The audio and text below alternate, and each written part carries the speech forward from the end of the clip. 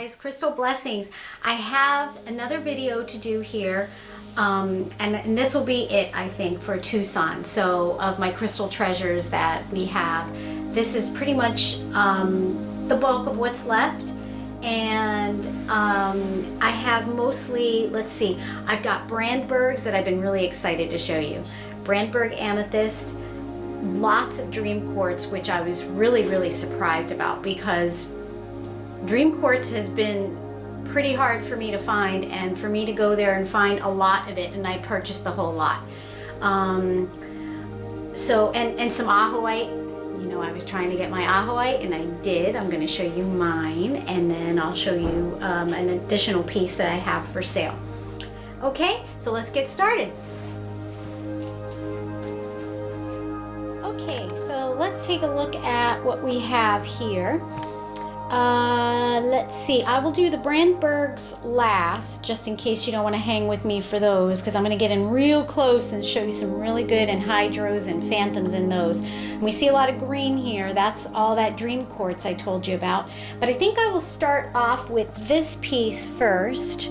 Okay, this is a quartz that is pretty beat up, and I brought this guy along with us when we did our meditation with Max the crystal skull. I felt, remember I said I brought one crystal and then I brought some water and I charged up some water with the Max energy. I felt like this crystal really needed to go, and it's just a special piece. Look at how it's got this weird one triangular facet here. Like, what is that doing there? That's very weird. And then it's got this, is this the seven side? Oh, there's one, it's because it's a channeler. 1, 2, 3, 4, 5, 6, 7. Yes, seven-sided facet here with a triangle directly opposing it. So that's a channeler crystal, means it's got very feminine energy. It's a receiver, okay? And you can see this really great rainbow that's in the tip. And it's just got so much character and so much going on, not great clarity. It's got this little window of clarity right here, but the rest of it is pretty cloudy, and it does stand on its own, but it's not perfectly straight. See that? So I do feel it makes a great clear crystal grid center crystal, but you can use a pillow if you want it to be perfectly straight. I usually don't worry too much about that, but you can just do one of those jobbies, and then there you go. All right, so that's the Max the Crystal Skull quartz. I'm calling that one because that was charged. You see it in the video right next to Max for 30 minutes when we did our meditation. So that's a very special piece right there. All right, and then I guess let's go to the dream quartz next. I went shopping for dream quartz and wasn't too optimistic that I was going to find a bunch of it, but I had a special order request for one of my clients, and I ended up running into a whole load of it. I couldn't believe it. So let me just start with the smallest piece first. Okay, so I figured we'd get really nice close up here. So dream quartz is this opaque, it's actually silicon dioxide clear quartz included with a lot of epidote, and you can see there's, isn't that cool how there's like a triangle there? There's a self-healed area, you can't even feel it. Then here there's this crack where the epidote went in and filled in. Obviously there was epidote in the super saturated crystal solution because it ended up going into the crystal and making up part of the quartz. It's got a really good point, a nice wand shape. Yeah, I'm getting myself battered up handling these crystals all week, be getting cut and stuff and pretty messed up with the nails and all that, but you know what, that's okay. So dark areas, light areas, it's just a really interesting piece of dream quartz. And like I was saying, dream quartz usually has this opaque quality, and the epidote is like a forest green, if you know what epidote mineral looks like. And it's known as dream quartz because it helps you to recall your dreams. I wrote a whole blog post about it, and ever since I wrote that blog post, people have been asking me to get dream quartz, and it's really hard to get. So I was really just so excited that I ran into this lot of it, and I bought the whole lot.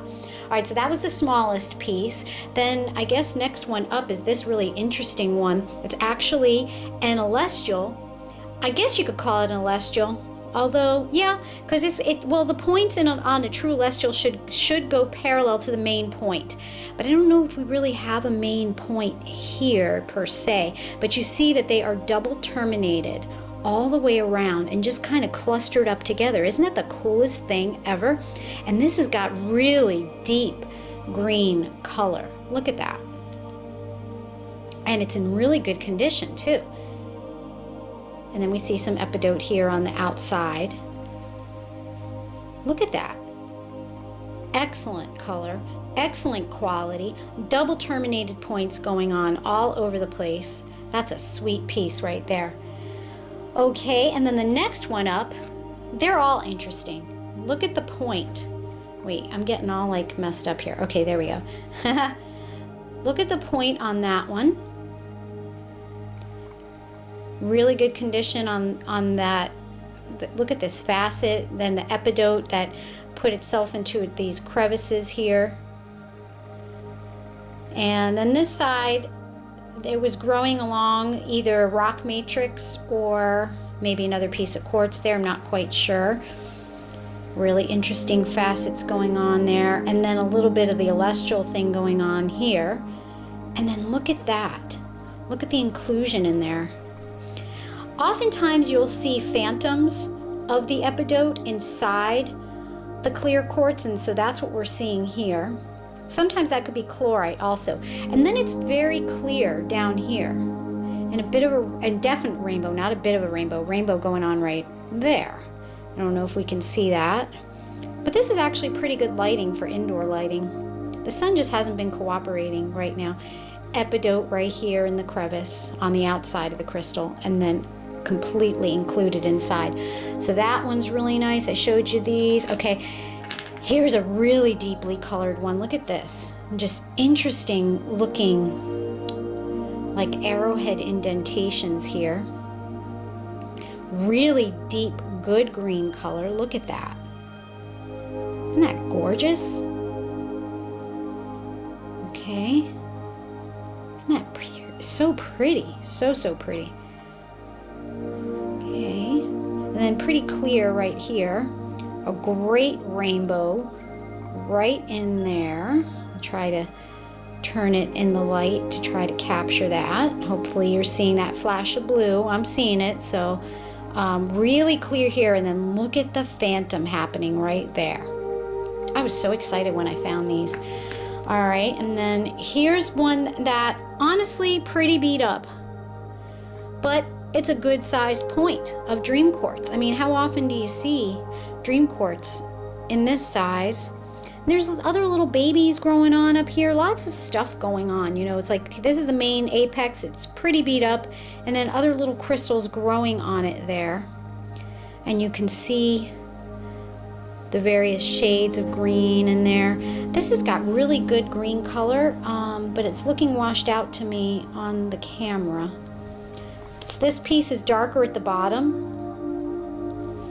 and then lighter at the top. Now we're going into the bigger pieces. All right, so let me zoom out a little bit. Look at again, the interesting facets. Lots of epidote on the outside, but definite good green color on the inside. So let's show you all angles here. And why I really like this, do you see the trigonic record keepers going on here? Especially that one right there. How about that on dream quartz? Trigonic record keepers were showing up for me everywhere in Tucson. Really deep inclusion of epidote right there. Then you can see it brushed on the outside, and this is where at one time it looks like it was on the rock matrix and then came off, and then some of the epidote kind of got into the crevices here. So just a really sweet piece, and it does sit on a pillow. So again, I will put my recommended provider for your crystal pillows, main quartz crystals.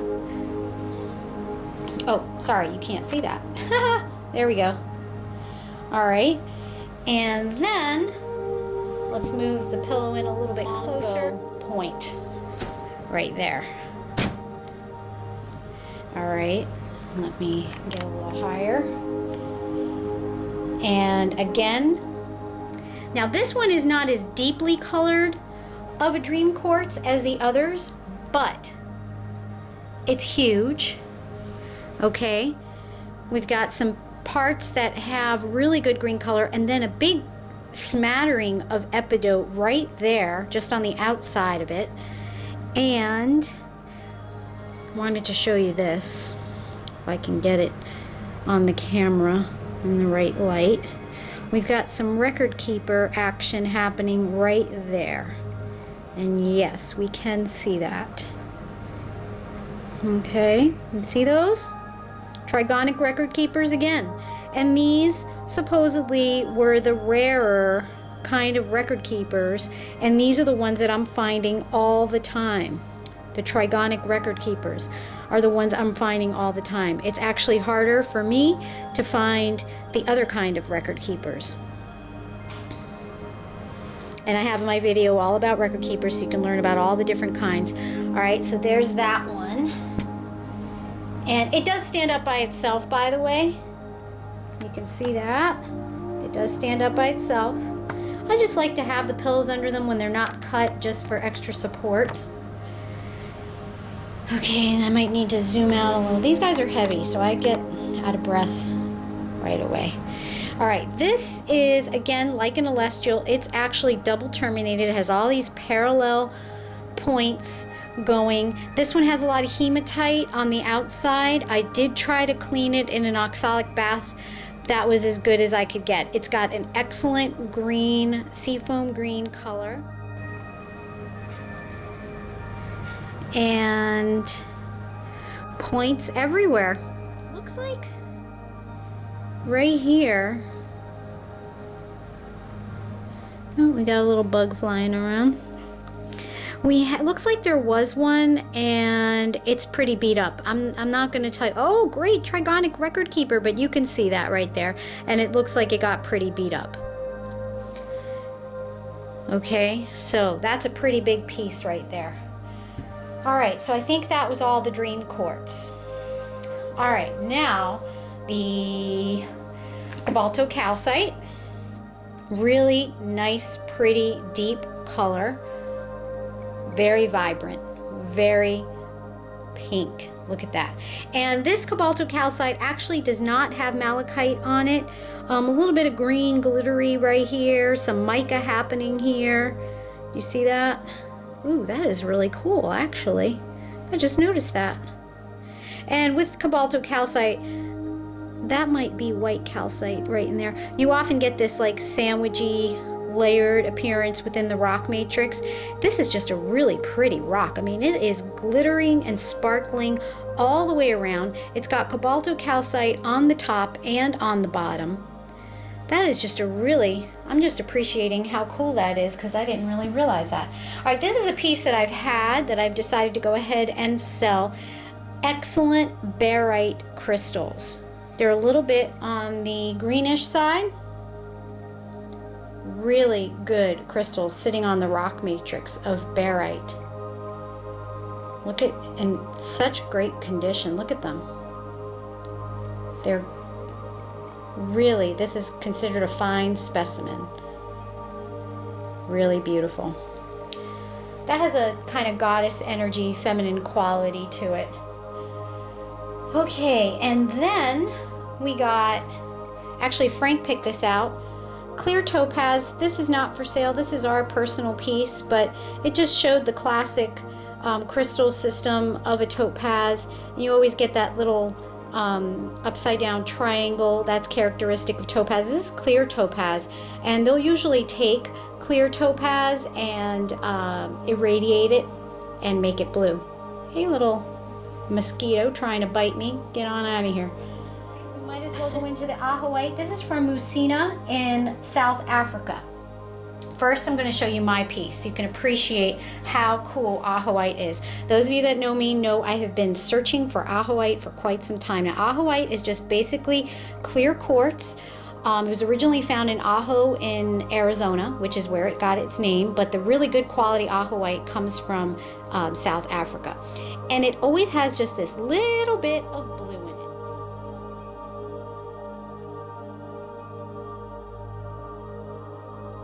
Which is pretty much a copper, oxidized copper. And it'll just have this little bit of blue. And that little bit of blue right there makes it so rare and pretty expensive to find your Ajoite. Now this piece just has a little bit. The more blue it has, the more expensive, but this is enough to qualify as Ajoite, which is all about connecting to your higher self, to spirituality and angelic communication. Do you see the blue right in there? Okay, and it is a pretty beat up piece. I am not going to tell you this is a great piece of Ajoite, but why I really liked it was, check out what's going on right here on this facet. Do you see the record keepers there? Are we getting that in good light? Okay, I hope I'm getting that. Getting good angle on that right there. I think I am right there. Okay, so it's pretty beat up, but it's got the record keepers there. And here, it's more of like an etching, like it's been etched with all this information. Okay, but this is what I wanted to show you. This facet right here. You see all that? There we have a lot of trigonic record keeper action going on right there. See that? This mosquito, look, right there. So that's a very special piece of Ajoite. And just to show you the blue, so we can definitely see the blue layer inside there. It's actually like a vein that goes from there to there. Okay, now we're going to get in close with the Brandberg Amethyst. And these are all very special pieces. Every single one of these here have anhydro bubbles in them. Okay, I made sure they had good bubbles. A lot of times the seller will say, oh yeah, there's an anhydro, a non-moving anhydro. Well, if it's non-moving, that means we don't know if there's water in there. It could just be an air pocket. So I always make sure that the bubble is moving so that we're certain that there's water in there. The only one that does not have an anhydro bubble is this one, but it's a good size for a Brandberg. Brandbergs tend to be kind of small like these, and there's certain characteristics that Brandbergs have. They will have S faces, which I'm not going to get into what that is here. My Advanced Crystal Master students, we just all learned about that, so you all know what I'm talking about. But none of these, interestingly enough, had an S face. I'm going to show you a picture of a Brandberg that I had that had an excellent S face here. And with those S faces, you usually get time links and windows. And this one that I'm going to show you has a perfect window on it. None of these had the S face, and I usually try to find all the characteristics in one piece. However, they are very glassy. They usually have excellent clarity. They will have a hint of the amethyst, which is developed from the iron in the area. These come from an area called Brandberg in Africa.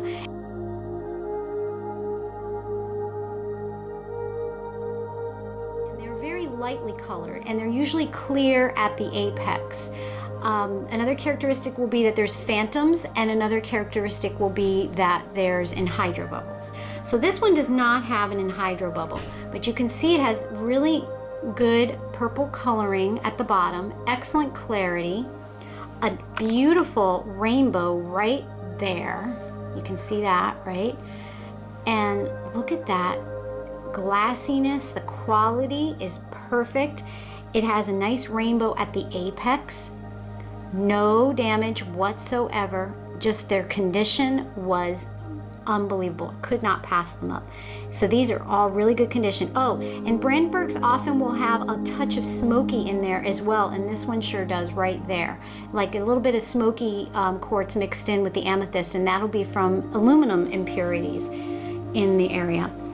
Okay, now this has an excellent phantom. And you can see that right there. Has a touch of smoky in there. All right, has prehnite growing on the outside of it, which is also really special. Excellent clarity. It does have a little ding at the apex, okay, and it has an anhydro. So I'm going to try to get you in there to see the anhydro. Really good moving bubble. Look at that. Really cool moving bubble. And a really good dark amethyst phantom in there. You see that? With just a touch of smoky in there. And that green prehnite on it. I'm going to zoom out to show you the color a little bit better after I'm done showing you the anhydros. This one has a little nick on its apex there. And you can see that clearly there. Okay, this one is the darkest one. Really dark purple, several phantoms going on in there. Purple and smoky, really, really dark. And you can see the several phantoms there. Okay, let's get in there and look at that bubble.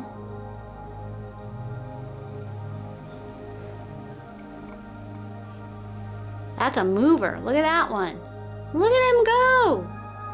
Wow. And I've marked them with some permanent marker, which easily comes off with nail polish remover or rubbing alcohol. So first, let me just show you this Brandberg. Has a nice amethyst phantom in there. Again, this one, no chips, no dings. It's got some rock matrix on it. Okay, and then let's take a look here if I can get that bubble to move. There you go. See it? Isn't that cool? You gotta love that. Okay, so that was one. And then there's this one.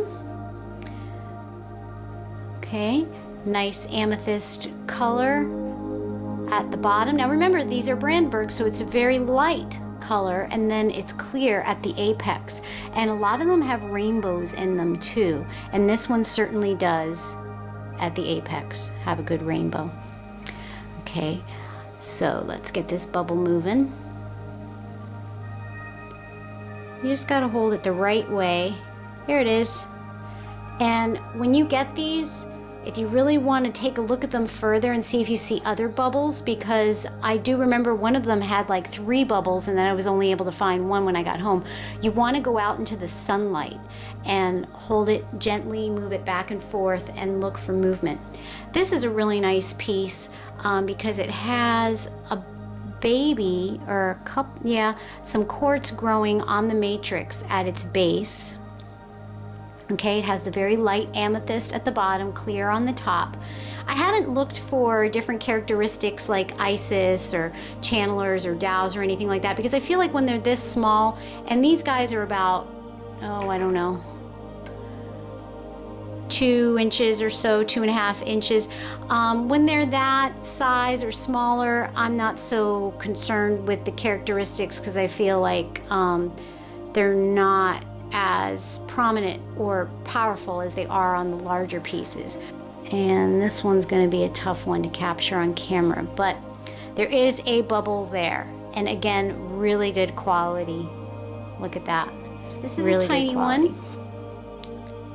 Okay, it's got really good rainbows in it. Just barely there, amethyst at the bottom.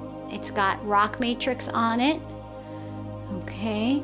Oh, this one does have an S face, finally. Okay, here's one with an S face. Let me show you. See this little time link right there? Okay, in geology we call that an S face. It's like a facet on the side that has nothing to do with the apex really. It's barely there. Okay, let's take a look at the anhydro bubble.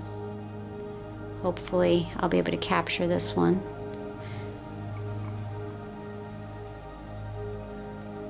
It's hard if the light is not hitting it just right. Good rainbows in this one.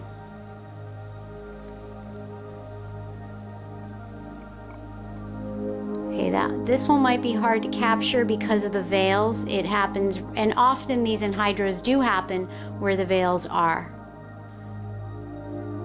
Okay, it's going to be too hard for me to capture on the camera, but again, that's where the anhydro is, where I've marked it out with the pen. Okay, there's that really dark one. See, here we can see the purple color really good. I don't know if you can see the rainbows just as well as I can, but they're gorgeous. Okay, so that's all the Brandbergs. All right, guys, I think that's it for my Tucson crystal treasures. I hope you enjoyed that, and I will speak to you all soon. Namaste.